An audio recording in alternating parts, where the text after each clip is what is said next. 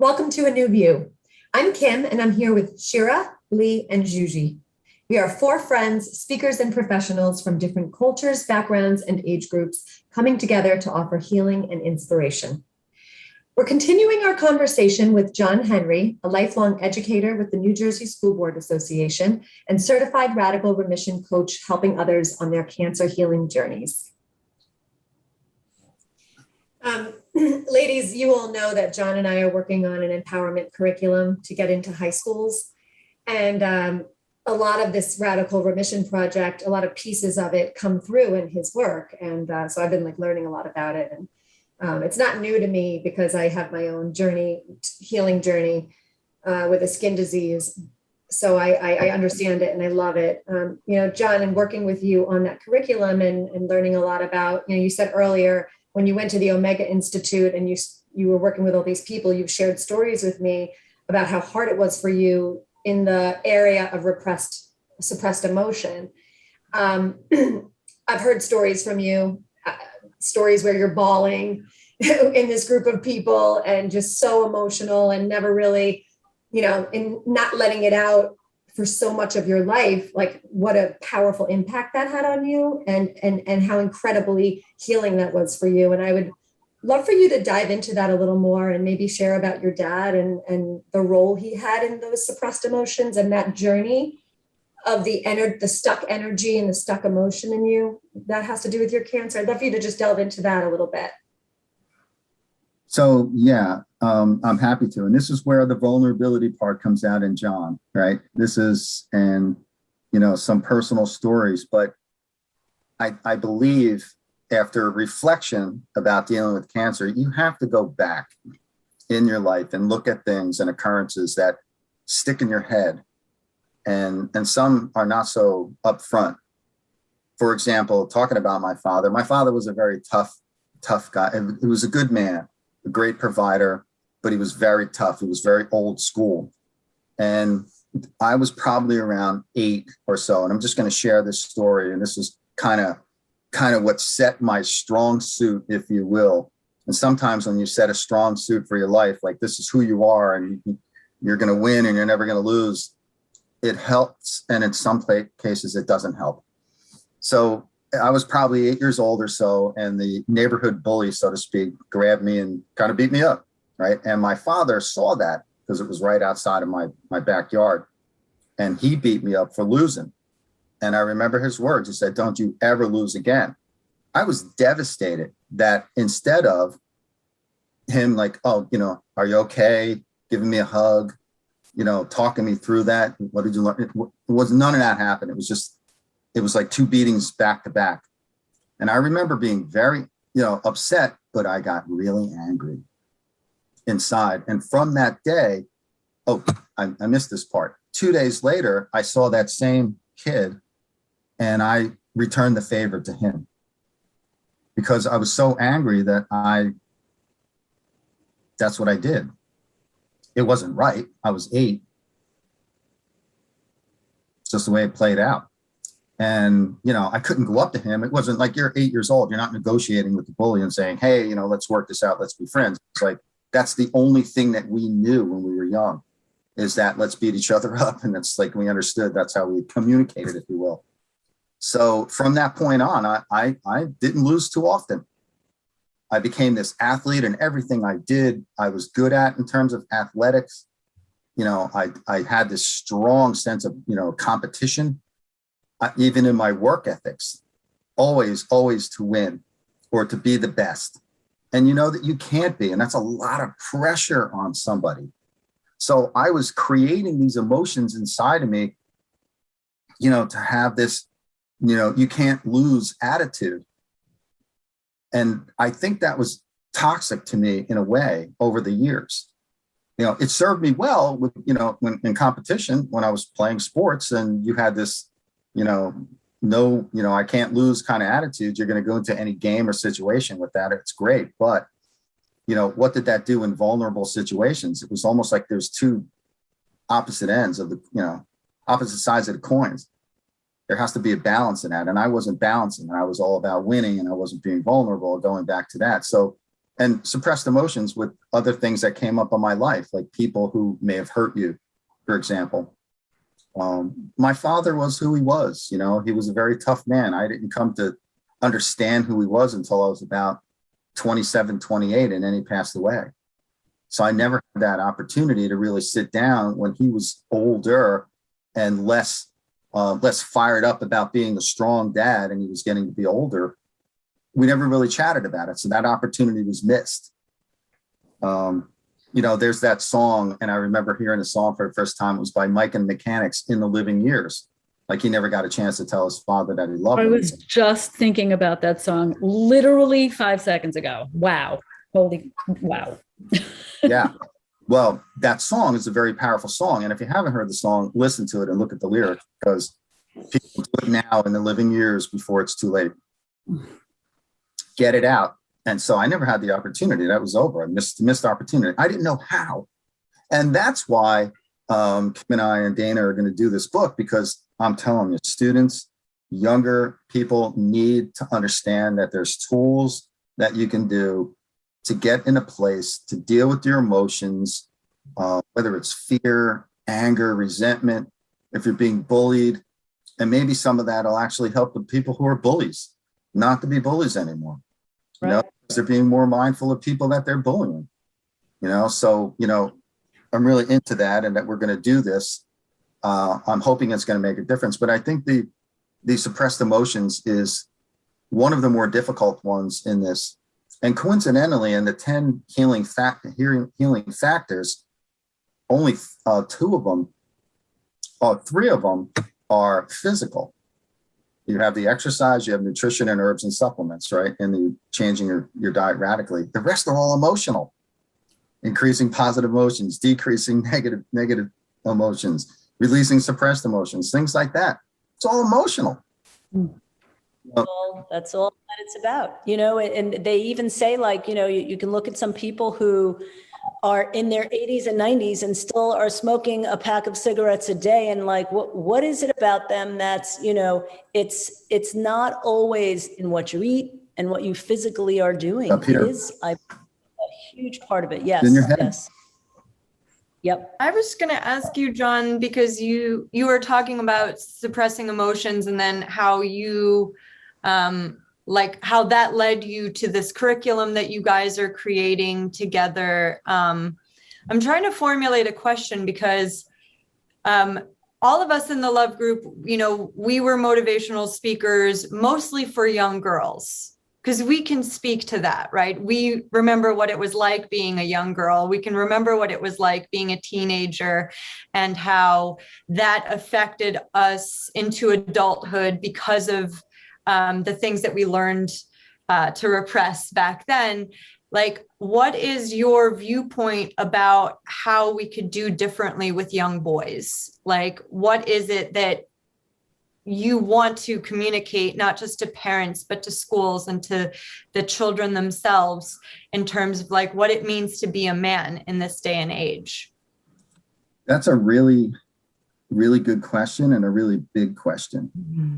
Because to change the mindset of, say, a young, you know, a teenage boy, or even, you know, 10, 11, 12, you know, before going to high school, some of that is what I said earlier. It's carried over by having their tough fathers teach them some of not so good habits, you know, about being tough, and maybe even their viewpoint towards girls or women. I mean, I've seen boys mistreat women or not respect women, which is not being a tough man. You're not a tough guy if you're being mean to a woman or a girl, in this case, and you know, like an 8th grader or whatever, a high school kid. It's not going to make you a better person or make you feel better. You're not a tough guy if you're doing that. So again, some of the things that we're trying to do in this book that we mentioned is making the students aware of their own their own feelings, right, towards others. And in some cases, especially girls, you know, and they should be treating them with respect. They should be treating their moms with respect, you know, and then eventually they should be treating everyone with respect, and including themselves. And some of that comes out because they don't they don't respect themselves, or they don't even know it, that there's something going on in their own lives and they're taking it out on others. They're overreacting or reacting all the time because they just don't get themselves, and nobody's teaching them. I mean, let's say nobody, I'll take that back. Some people might be teaching some of the boys this, if they have decent parents that way, or somebody in their life, a brother, a sister, a teacher, a mentor, whatever it may be. But I think for the most part, they get caught up in they got to look good or they have to be tough. Same thing. And they start young to developing these habits that are not going to serve them well, or the others that surround them in their lives. I just would love to see all of what we do together, meaning everybody on this call today, to really impact boys in a different way.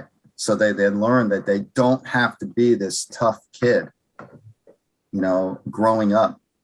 And they don't have to prove to everybody else that they're that way or a certain way. And they don't have to be the best in everything. And just to, enjoy themselves a little bit and take that pressure off of them. Because what happens is when they feel the pressure, they start to act out because they don't have the emotional, development yet for that. And so it comes out in irrational ways, and then it's acting out on other people. And then sometimes it acts out on girls. I just want to interject one thing, and that is that Kim may have told you that I do a program about, literally the whole thing is about your relationship with yourself.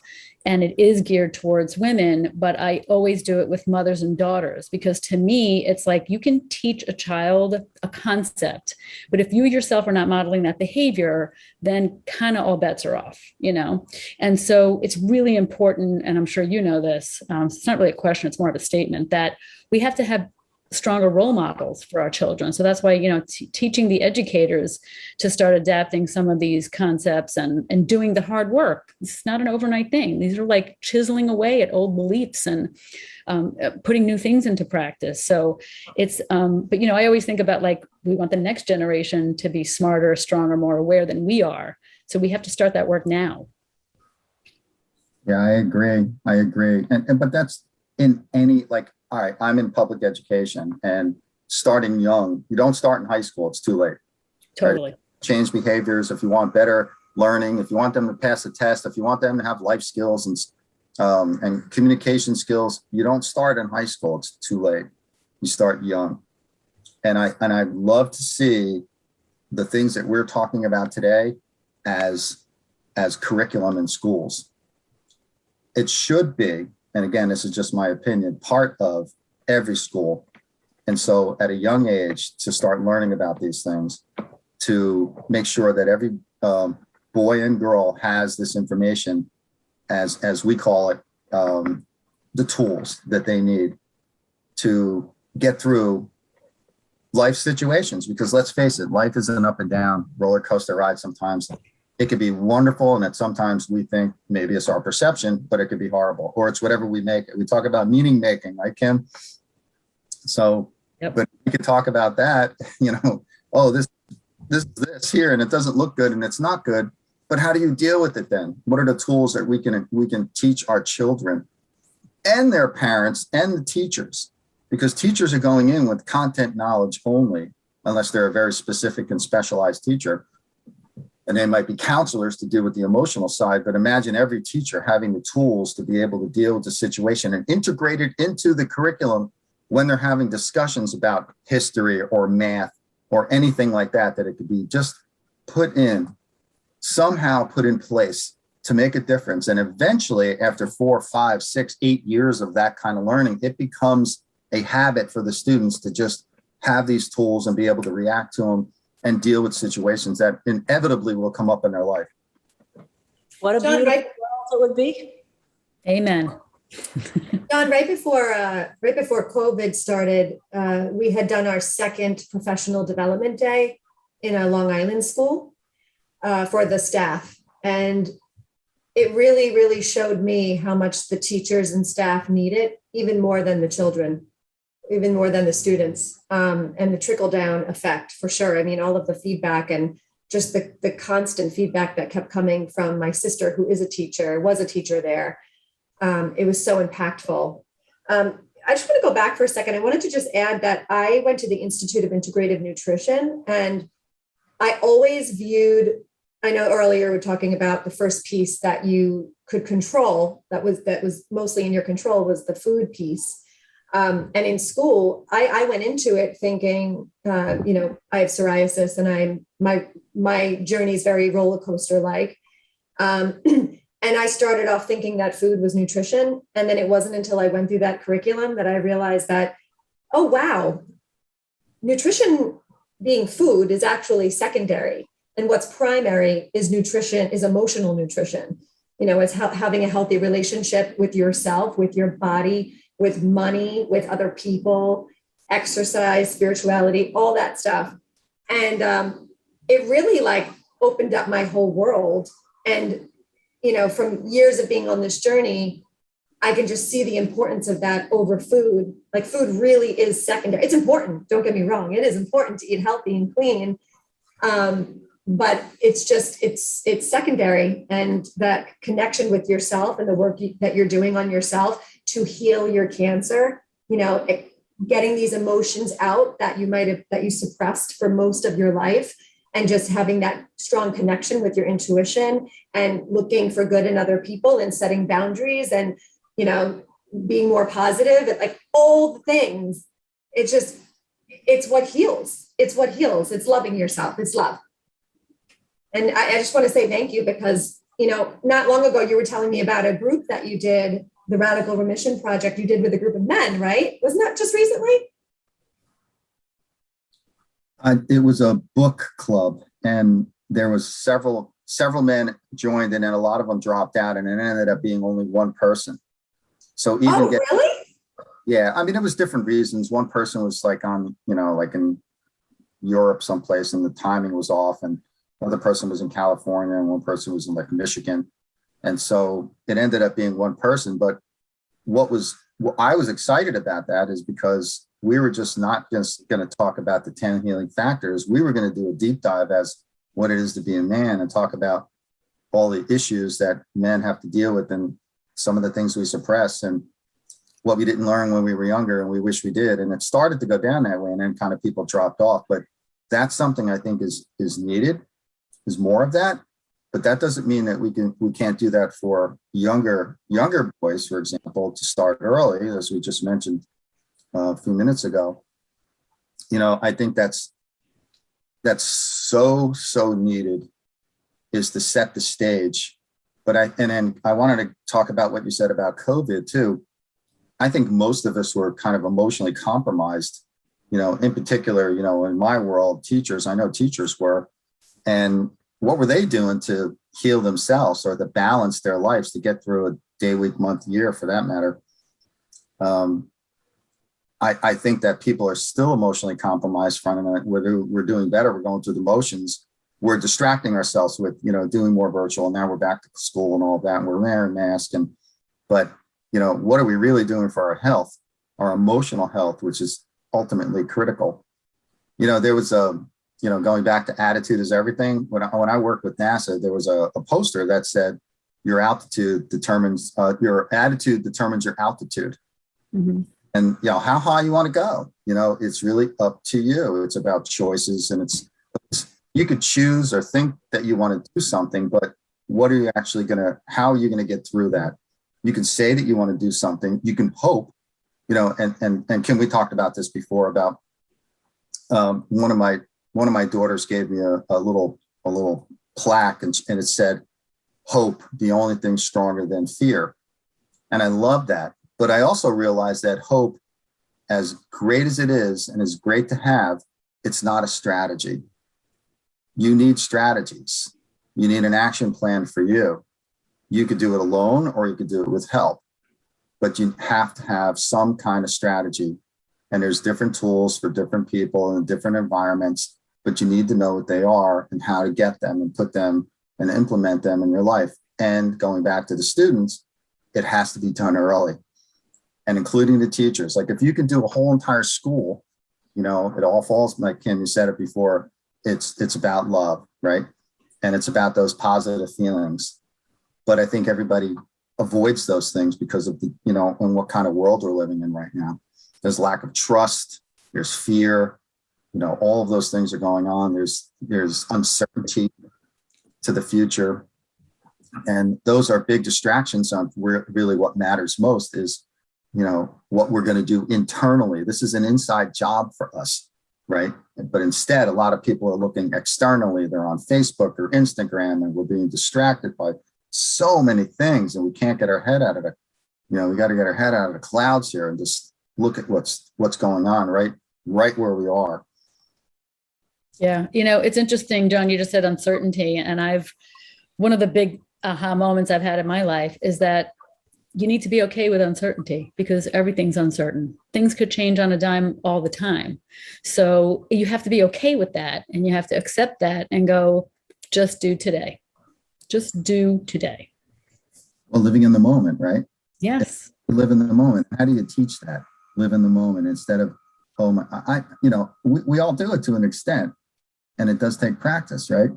You know, we're thinking about, oh, what am I having for lunch? Or what if I miss lunch? Or what am I doing tomorrow? What if, and you're hurting yourself by just thinking or living in the past. If you're living in the past, you can't heal. If you're living in the future, you're not going to heal because you're not focused on the moment, which counts ultimately the most, right? Mm-hmm. Yeah, not an easy concept to wrap your mind around, but once you start thinking about it, it's so true. It's so true. There's nothing you can do about the past. It doesn't make sense to start thinking too much about the future and absorbing your head in that. It's really all about now.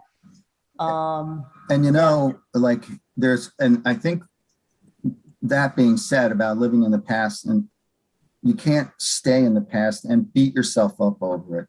Like what you did or somebody did to you, or you were judging yourself too harshly. You know, you had to be perfect and, oh, I didn't do this right. It was what it was. And just, it's also about letting go. You just got to say, this is life. And these things occurred, and you can look at it like, what were the lessons learned? Or you can stay in, oh my God, I did that wrong. And it'll stay with you the rest of your life. You have to let it go. Yep. Very true. You know, ladies, a lot of the curriculum we're writing are practices that we discuss on a weekly basis. It's so much of what we talk about. Like all of us are in the same line of work. So we just gotta keep on doing this. It's so important. Yeah. I think that's such a beautiful place to wrap it up. I mean, we are so grateful to have spent this time with you today, John. And we definitely want all your resources, any links you could provide. We'll definitely post them down below for people who need to, you know, have them there as a resource. So thank you so much for being here today. We're so grateful.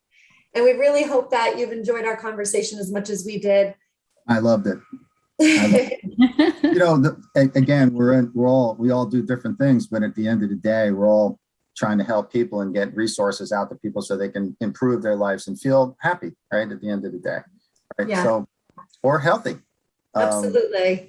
I'm so grateful for your time spent and the invitation, and I will share resources. I have a lot of them that I discovered over the last 6 or 7 years or so. There's quite a few. There's, you know, like Wayne Dyer, Louise Hay, Michael Greger, Dr. Greger with nutrition, and all. There's just a ton of stuff. They're all there for the taking, you know. Yeah. They are. Thank you so much for everything you're doing, John. We are so grateful to have spent time with John today. We hope you enjoyed this conversation as much as we did. We'll be sure to post the links to his work and resources below, so be sure to check those out. If you've enjoyed our show, please click like and subscribe to our channel. Also, let us know if you have any questions or comments, or if there's a topic that you'd like to request. We'll see you soon. Stay safe. Bye.